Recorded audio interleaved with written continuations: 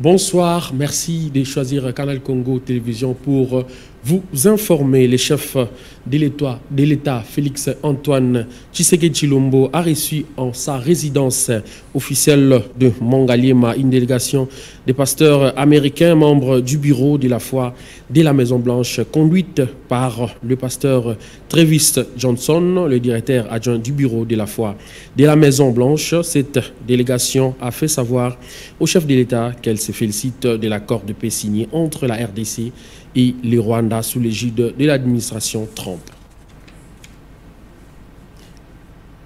À l'occasion de la célébration ce 14 juillet de la fête nationale française, l'ambassadeur extraordinaire et plénipotentiaire de la France en RDC, Rémi Maréchaux, a exprimé le soutien de son pays à la mise en œuvre de l'accord de Washington et insiste sur son approfondissement par des accords complémentaires. Regardez.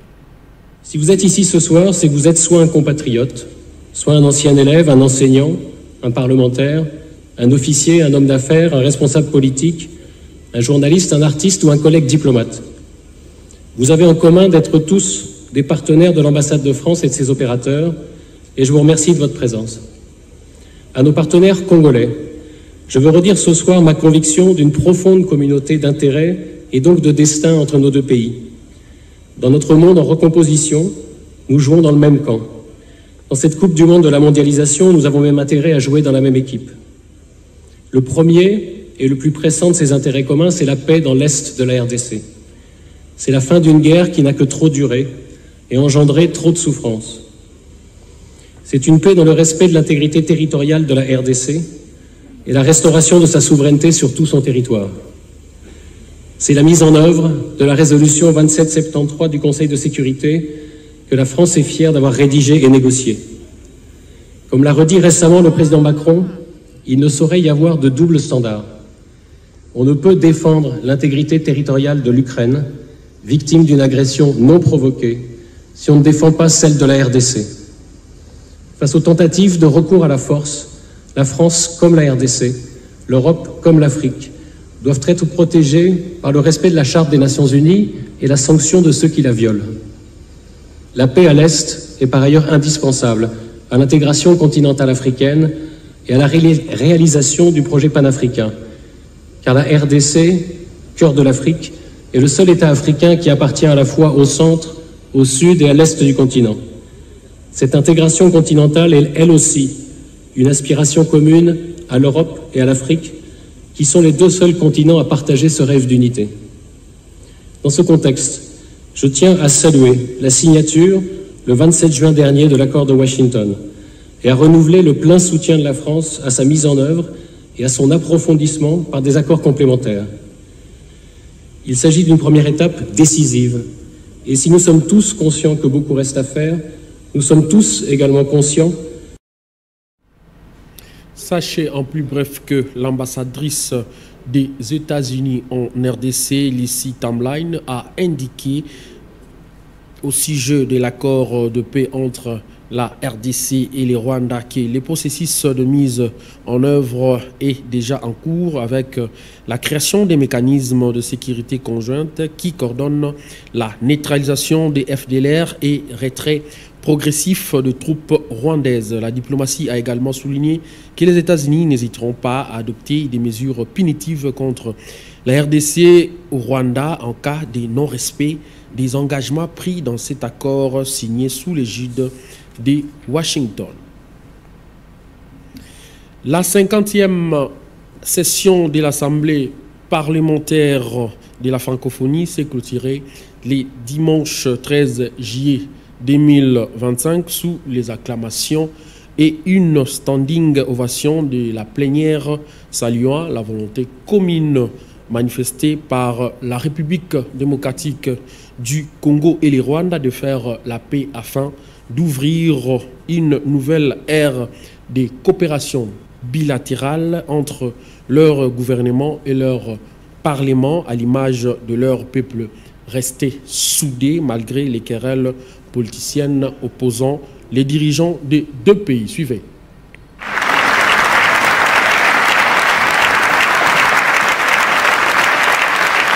La 50e session de l'Assemblée parlementaire de la francophonie s'est clôturée le dimanche 13 juillet 2025 sous les acclamations et une standing ovation de la plénière saluant la volonté commune manifestée par la République démocratique du Congo et le Rwanda de faire la paix afin d'ouvrir une nouvelle ère de coopération bilatérale entre leur gouvernement et leur parlement à l'image de leur peuple, restés soudés malgré les querelles politiciennes opposant les dirigeants des deux pays. Ces gestes forts symbolisent la paix et la célébration commune de l'adoption à l'unanimité de la résolution de la PEF sur la situation en République démocratique du Congo, une résolution qui salue et soutient la signature le 27 juin dernier à Washington d'un accord de paix entre ces deux pays condamnés à vivre ensemble mais divisés par 3 décennies de guerre. Mon pays, la République démocratique du Congo, est prêt à faire la paix avec son voisin le Rwanda, s'est exprimé le président Vital Kamerhe du haut du perchoir de l'hémicycle de l'Assemblée nationale française à l'issue de l'adoption de la résolution. Une consécration du lobbying mené par le parlementaire congolais, conduit par le président de l'Assemblée nationale Vital Kamerhe et du Sénat Jean-Michel Samalou Kondé. Je vous explique toute ma gratitude. Projet de résolution ou de pédiatrisme de résolution que nous avons porté ensemble, comme l'a dit ici, la République démocratique du Congo et le Rwanda, les participants à ces assises, est un acte politique fort, un jalon historique qui témoigne de notre aspiration à une diplomatie parlementaire renforcée, plus active et plus audible dans l'espace francophone. En agissant comme nous l'avons fait, en apportant un soutien clair et sans ambiguïté aux efforts de paix dans la région du Rwanda, et plus particulièrement à l'est du Congo, à travers les différents processus en cours, nous avons prouvé que nous pouvions tenir fermement les gouvernements et éviter qu'on arrive dans lesquels nous sommes tous contactés déjà connaître nos flashs.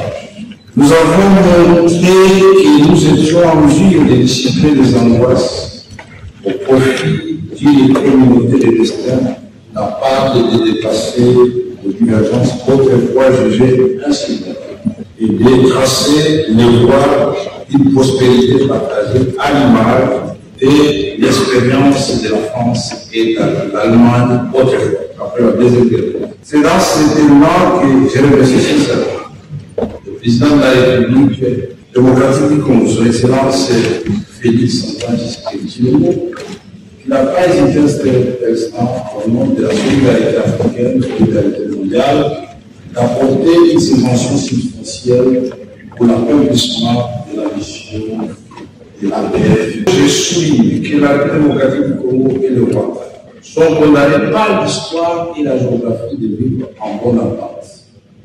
Aucun des deux pays n'est presque à l'autre, et le peuple des deux pays sont morts.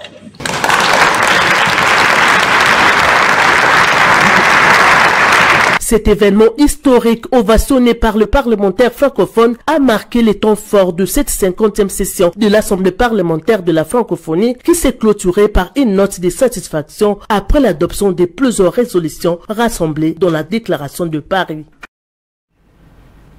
Réouverture de frontières de Bunagana et de Ishasa par l'Ouganda. Le conseil ougandais a été convoqué par le gouverneur militaire du Nord Kivu, le général-major Somo Kakule Evariste, afin d'éclairer la lanterne à ce sujet. Autre détail dans cet élément. Gouverneur militaire du Nord Kivu, le général-major Somo Kakule Evariste, pour donner plus de lumière à cette réalité qui enflamme les réseaux sociaux. Isingoma Kusemere Roy, consul, chef de bureau de liaison au Nord Kivu, affirme que les relations ougando-congolaises sont au bon fixe et que lui n'est pas au courant de cette rouverture des frontières. Pour lui, ce sont des informations des réseaux sociaux, rien d'officiel, a-t-il dit au sortir de l'audience lui accordée par le gouverneur. Il ne faut pas suivre tout ce qui se raconte dans les médias sociaux, mais il y aura une déclaration officielle qui viendra de nos autorités. Et il faut l'attendre, dès qu'il l'aura, il pourra les partager avec vous. Look at it, and that will constitute our established cooperation and reassurance. D'ailleurs, le gouvernement ougandais devra bientôt communiquer officiellement sur cette situation, a-t-il promis. Well, in summary, I would say in the shortest time possible, the government of Uganda is going to be issuing off.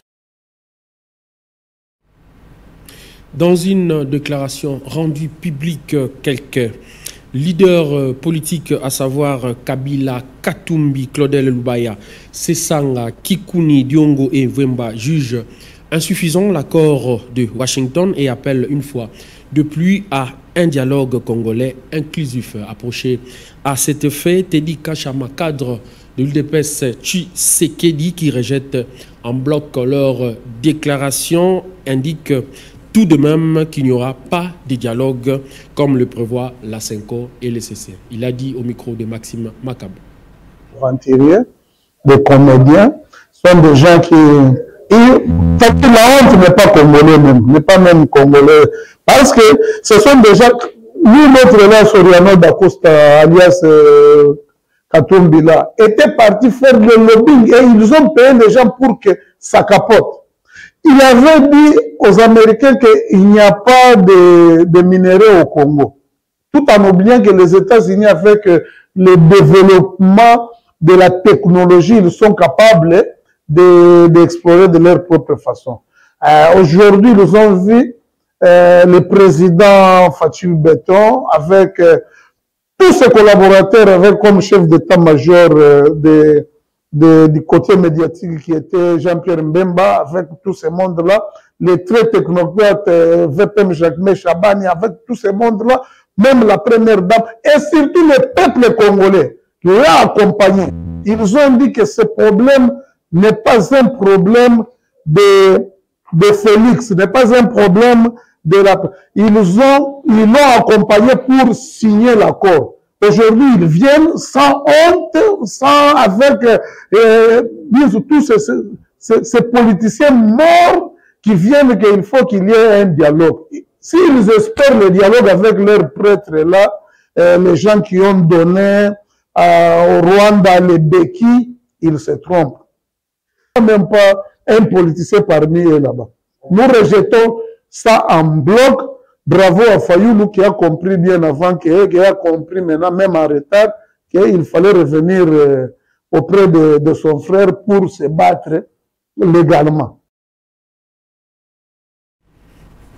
La fondation MLS de Marie-Louise Etélé a officiellement adhéré au mouvement de libération du Congo MLC. Par l'occasion, le président interfédéral du parti de la Fourmi a remis à la présidente de cette fondation, qui désormais est comptée parmi les structures spécialisées du MLC, les insignes, statuts et règlements intérieurs du parti. Autre détail dans ces reportages.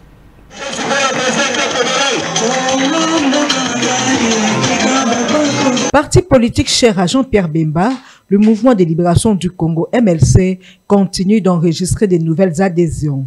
Ces nouveaux membres sont attirés par la vision de l'autorité morale du MLC qui prône le bien-être des Congolais.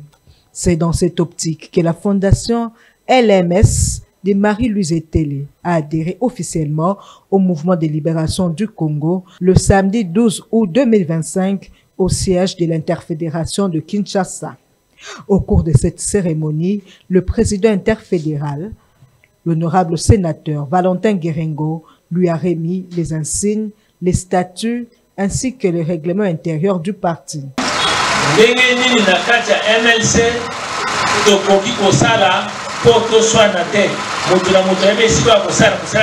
Émue de joie, l'initiatrice de cette fondation, Marie-Louise Etélé, n'a pas manqué de s'exprimer. Donc je suis née dedans et je ne vois pas une partie politique qui peut se comparer à Nancy. Ça circule dans mon sang. Les objectifs politiques, il y en a beaucoup. J'aimerais bien servir mon peuple. C'est surtout pour le peuple que je fais ça. C'est facile parce que les peuples et la population souffrent.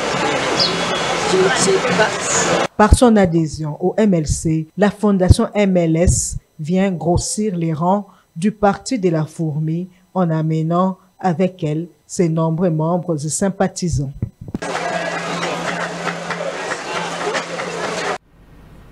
Restons toujours dans ce même chapitre où l'adhésion au sein du mouvement de libération du Congo, la fondation MLS, constitue un motif de satisfaction pour plusieurs personnes. C'est le cas aussi de la diaspora congolaise. Regardez. Et nous sommes venus aujourd'hui accompagner notre sœur, Madame Marie-Louise, qui a lancé sa fondation. Comme vous le savez, ce n'est pas facile quelqu'un quitte l'Europe, venir ici en Afrique, investir le peu de moyens qu'il a pour la cause d'autres personnes. C'est la raison pour laquelle nous, les membres du MLC de la diaspora, moi je suis le vice-président MLC en Grande-Bretagne, nous sommes ici, nous avons notre bureau ici à l'interfédéral, mais chaque fois qu'un membre de la diaspora vient passer une activité, nous sommes là pour l'accompagner, pour le soutenir. Voilà un peu en bref notre présence ici. Nous félicitons la maman, c'est pas facile. C'est pas facile, une dame comme elle, laisser ses enfants, laisser ses activités avec les maigres moyens qu'elle a, venir sympathiser avec les autres, créer une fondation, aider les femmes veuves, aider les orphelins, aider les enfants de la rue. C'est quelqu'un, c'est une personne à qui nous pouvons soutenir. Voilà pourquoi la diaspora MLC, nous sommes ici pour la soutenir, pour l'accompagner et certainement au nom du parti, au nom du président Jean-Pierre Bemba. En religion, la paroisse Saint-Alphonse de Matete a commémoré son 70e anniversaire à CCG. Une célébration eucharistique a été dite dimanche par le cardinal Fridolin Ambongo. Messe a pris part le paroissien notable de Matete, le député national élu de Mont-Amba, Raphaël Kibuka. Il parle d'un parcours des titans d'une paroisse modèle. Gisèle Etoko signe ses reportages.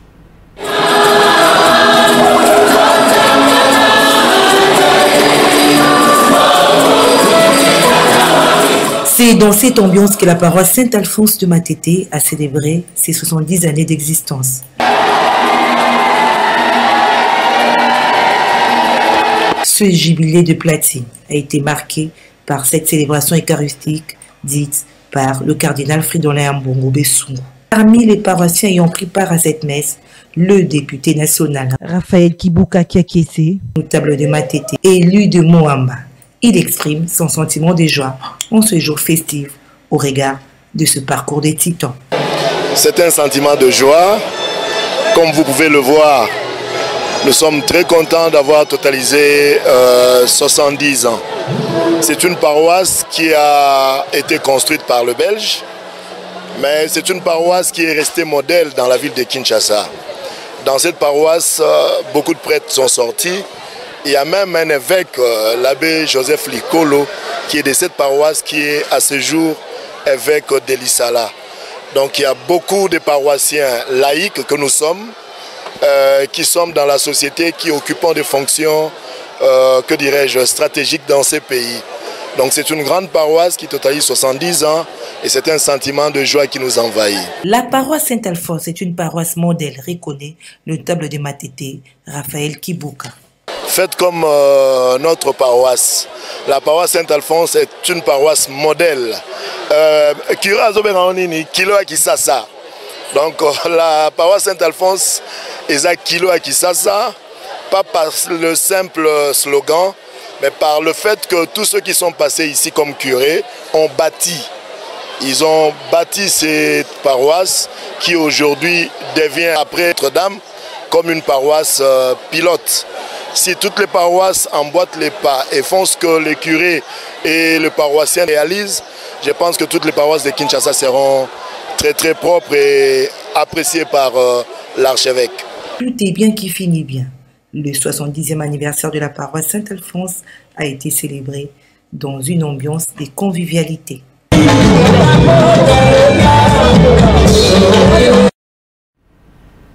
Et puis, une marche a été observée ce lundi 14 juillet 2025 dans la ville de Béni. Il s'agit de femmes veuves des militaires décédés sur différentes lignes de front. Ces femmes dénonçaient les retards de paiement des salaires de leurs défunts bloqués il y a 6 mois à l'inspectorat général de forces armées de la République démocratique du Congo. Notre correspondant Joël Kamadou nous en parle.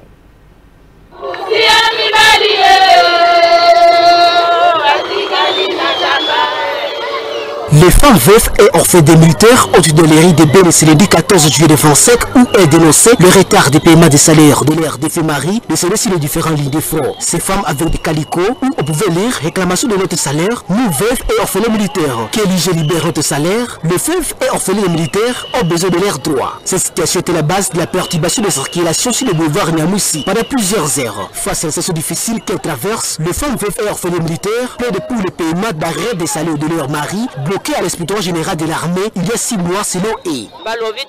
Bloqué, IG bloqué. Ozimbongo, premier mois, troisième mois, bakati mbongo nayo. Ombongo katani, IG bloqué. Bimi wapi, doto zotu na bango ba pesa biso mbongo nayo. Soke mbongo yete toko kufa na bana. Toyebi makamba IG na ye fanda na mwasi na ye na bana na ye na pano bana ne baboti. Toyebi makamba tango. Les orphelins militaires expriment leur désolation face au silence des autorités militaires qui n'arrivent pas à trouver solution à leurs revendications. Appelé que dans ses communiqués datés du 31 mai dernier, l'inspecteur général de l'armée congolaise avait indiqué que l'opération de contrôle militaire inactif et ayant droit des militaires décédés gérée au secrétariat général à la défense, dont certains ont vu leur solde momentanément bloqué par les services compétents, n'a également pour objectif d'affaiblir les commandements, mais plutôt de permettre une connaissance exacte des effectifs, une existence pour le bon fonctionnement de l'armée congolaise. Face à cette situation, l'inspecteur général des FARDC, avec le requet, l'opération de contrôle des militaires inactifs a été menée avec rigueur, intégrité et professionnalisme sur toute l'étendue du territoire national et dans le strict respect des tests légaux. Plusieurs irrégularités graves avaient été constatées, lesquelles ont justifié, conformément aux règles établies, le blocage provisoire du paiement pour les cas suivants. Bénéficiaires non reconnus dans les bases de données des FARDC, orphelins ayant dépassé l'âge légal, mais requis pour bénéficier de la rente d'orphelins, conformément à l'article 209 de la loi numéro 13/005 du 15 janvier 2013 portant statut de militaire FARDC. Personne se présentant comme bénéficiaire sans aucune lien juridique ou familial avéré avec le militaire décédé et souvent sans pièce justificative conforme. L'inspecteur général de FARDC avait rappelé que l'état final recherché de cette opération est de lutter contre les cas de fraude, d'usurpation d'identité et de détournement de l'action des militaires en vue d'assainir complètement les effectifs et de garantir une gestion orthodoxe et équitable des ressources de l'État au profit des vrais ayants droit. Bénéville, Jean Kamabou. Pour non-respect des engagements de l'État congolais, l'intersyndicale de médecins de la République démocratique du Congo a décrété ce lundi 14 juillet 2025 à Kinshasa une grève fédérale assortie d'un service minimum dans tous les établissements publics disséminés à travers la République. Ils exigent également le paiement des 3 mois d'arriérés des salaires. Leurs propos ont été recueillis par Maxime Makabo. Nous avons échangé avec leurs excellences. Nous avons produit un procès verbal pour confirmer ce que nous avons dit, pour présenter aux agents cadres du secteur santé comme indicateur, comme pièce de conviction. Eh bien, aujourd'hui, nous présentons ce procès verbal officiellement, publiquement, vis-à-vis des agents cadres du secteur santé, pour qu'ils puissent analyser et donner leurs avis. Parce que ce n'est pas le syndicat qui décide, mais le syndicat explique ce que les agents veulent. Nous avons rendu public ce procès verbal et nous disons ceci. Étant donné que nous n'avons pas encore eu les avis et considérations des agents cadres du secteur santé, aujourd'hui nous commençons la grève au service minimum sur toute l'étendue de la République. Mais d'ici mercredi, toutes les provinces vont réagir pour nous donner leurs avis et considérations par rapport à ce qui est écrit. Et le jeudi, le bon syndical va se réunir pour analyser et donner ce que dit les agents cadres du secteur santé vis-à-vis du gouvernement. Ainsi, nous disons, la grève commence aujourd'hui, mais service minimum. Et nous demandons à tous nos représentants, au niveau de la province, de faire la restitution à la base pour avoir les avis d'ici mercredi. Comme ça, nous saurons la suite par rapport à ce qui est dit. En résumé, dans le contenu, pour ceux qui n'ont pas encore lu, dans le contenu, le gouvernement a accepté que le 30 juillet, il va payer les arriérés des amis de T4 2024. Le gouvernement a accepté qu'on puisse payer au troisième trimestre ici les alignements, réajustements barémiques de 10% pour les professionnels administratifs de santé comme c'était prévu. Et puis, paiement, dernier palier, transport logement pour les médecins, voire même quelques-uns qui étaient restés pour paiement grade statutaire des médecins. Les habitants de la ville de Matadi dans le Congo central demandent la démission du maire de la ville pour son inaction face à l'insécurité, embouteillage chronique et le meurtre d'un cambiste intervenu la nuit du dimanche 13 juillet 2025. Nancy Leka.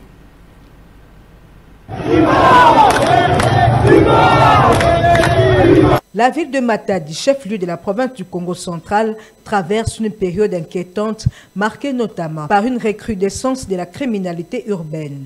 Vols à main armée, agressions en plein jour, cambriolages nocturnes sont devenus le lot quotidien de la population de cette partie de la République.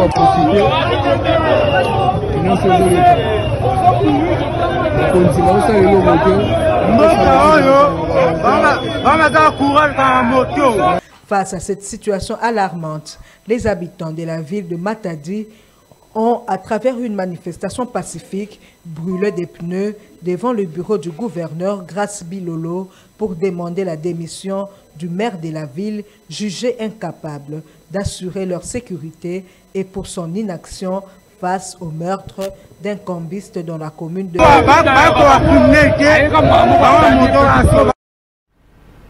Et avant de boucler ces journaux à l'international, lors d'une rencontre dans le bureau ovale avec le secrétaire général de l'OTAN, Mark Rutte, le président américain Donald Trump a annoncé lundi 14 juillet 2025 que les États-Unis imposeront des droits de douane très sévères à la Russie dans un délai de 50 jours si aucun accord n'est trouvé entre Washington et Moscou pour mettre fin à la guerre en Ukraine. Il a également exprimé sa déception envers le président russe Vladimir Poutine, soulignant son mécontentement face à la situation actuelle.